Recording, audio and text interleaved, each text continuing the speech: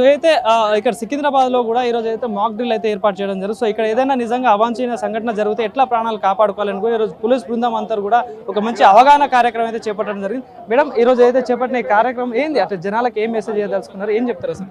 అంటే ఈ మధ్యన అందరికీ మీడియా మూలంగా ఒక చిన్న అవగాహన, ఎయిర్ స్ట్రైక్ అనేది జరగచ్చు, ఏదైనా జరగచ్చు.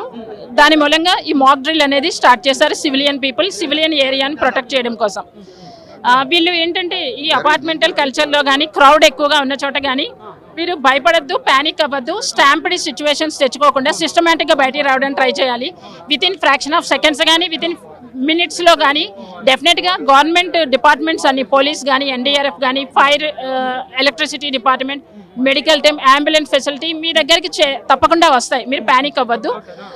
మీకోసం ఈ డిపార్ట్మెంట్లన్నీ అహర్నిశలు పగలో రాత్రి శ్రమిస్తున్నాయని ఒక అవగాహన కల్పించడం కోసం ఈ మాక్ డ్రిల్లో ఇచ్చే రూల్స్ మీరు మనసా వాచా కర్మన పాటించాలంటే లైట్స్ ఆఫ్ చేయడం కానీ, సైలెన్స్గా ఉండమన్నప్పుడు ఉండడం, బయటికి రావద్దన్న రాకుండా ఉండడం. ఒకవేళ రోడ్డు మీద ఉండగానే మీరు అందరూ అక్కడి నుంచి వెళ్ళిపోవాలని చెప్తే అప్పుడు మీ ప్రాణం ఇంపార్టెంటా, వస్తువు ఇంపార్టెంటా అన్నది కాకుండా మీ వస్తువు వదిలేస్తుంది. కార్ అయినా, బైక్ అయినా, అట్లీస్ట్ మీరు సైడ్కి వెళ్ళడం, మిమ్మల్ని మీరు హైడ్ చేసుకోవడం, ఎలాంటి ఇన్స్ట్రక్షన్స్ వచ్చినా మీరు ఫాలో అయితే మనకి ఏంటంటే ఏ విధమైన విపత్తు జరగదు. సో ఈ మాక్ డ్రిల్లో మేజర్గా ఏ ఇన్స్ట్రక్షన్ తీసుకున్నారు మేడం? అంటే ఏ డిపార్ట్మెంట్స్ పార్టిసిపేట్ చేశాయి? మేజర్గా ప్రాణాలు కాపాడాలంటే మేజర్గా ఏమేమి, అంటే ఫస్ట్ మీరు చేసేది?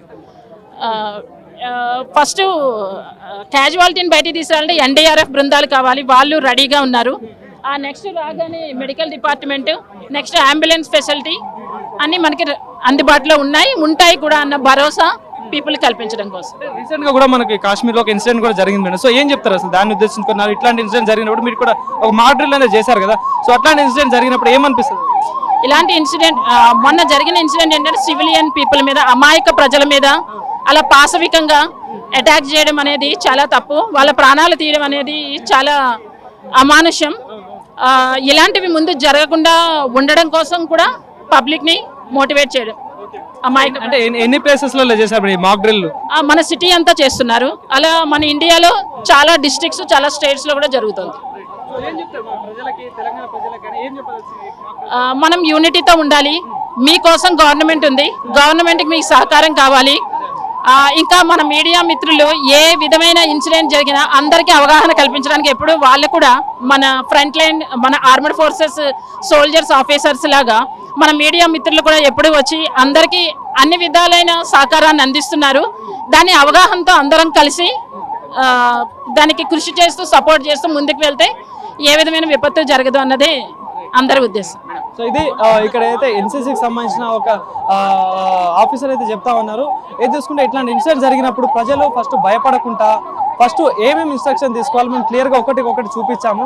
సో ఆ ఇన్స్ట్రక్షన్ ఫాలో అయితే చాలు, ప్రాణాలు కాపాడుకోవచ్చు. ఫస్ట్ ఎవరైతే అక్కడికి వచ్చే సిబ్బంది ఏదైతే ఇన్స్ట్రక్షన్స్ ఇస్తారో ఆ ఇన్స్ట్రక్షన్ డెఫినెట్గా ఫాలో అవ్వాలి. అది ఫాలో అయ్యారంటే డెఫినెట్గా మీ ప్రాణాలు కాపాడుకోవచ్చు. ఫస్ట్ ఆఫ్ ఆల్ భయపడొద్దంటూ కూడా సంబంధించిన ఆఫీసర్ చెప్తున్న పరిస్థితి కనిపిస్తుంది. కెమెరా పర్సన్ వీరాతో నవీన్, యోయో టీవీ, హైదరాబాద్.